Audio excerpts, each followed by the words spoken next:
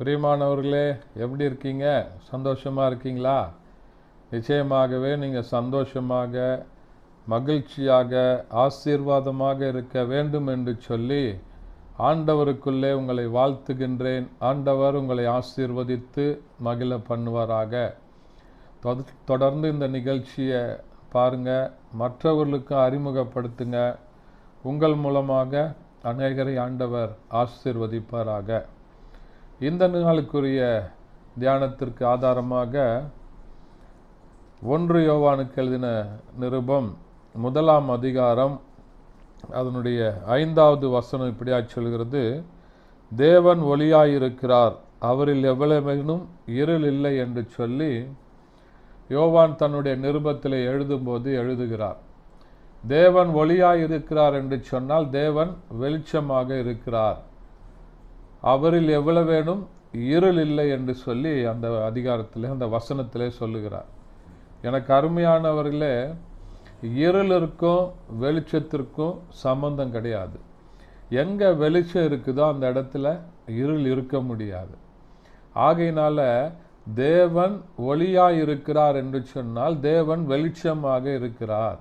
தேவன் உங்களுடைய வாழ்க்கையில் அவர் வெளிச்சமாக இருக்கும்போது உங்களுடைய வாழ்க்கையில் இருக்கிற இருட்டான காரியங்கள் எல்லாவற்றையும் அவர் எடுத்து போடுவதற்கு உண்மையுள்ளவராய் இருக்கிறார்.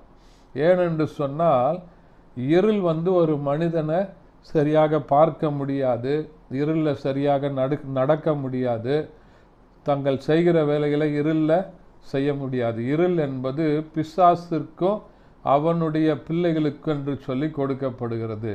ஆனால் வெளிச்சம் என்பது ஆண்டவராகிய தேவனுக்கு உரியதாக இருக்கிறது.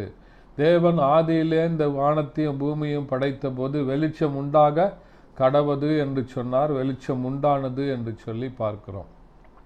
எனக்கு அருமையானவர்களே, இந்த வெளிச்சமானது நம்முடைய வாழ்க்கையில் வரும்போது, உங்களுடைய வாழ்க்கையில் வரும்போது, உங்களுடைய வாழ்க்கையில் காணப்படுகிற தடுமாற்றங்களை ஆண்டவர் மாற்றி போடுகிறவராக இருக்கிறார்.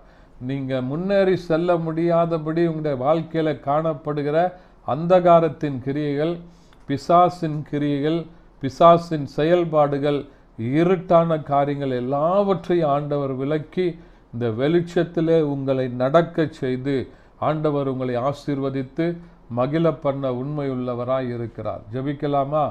பரிசுத்த பிதாவே, உம்மை துதிக்கிறோம், உம்மை ஸ்தோத்தரிக்கிறோம், உம்முடைய நாமத்தை மையப்படுத்துகிறப்பா.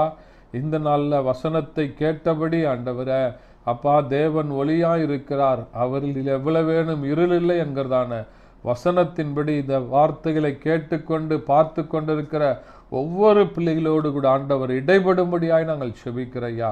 ஆண்டவரே, இவர்களை வெளிச்சத்துக்குரிய பிள்ளைகளாக மாற்றுவீராக. இயேசுவின் நாமத்தில் பிதாவே, ஆமென். Thank you. God bless you.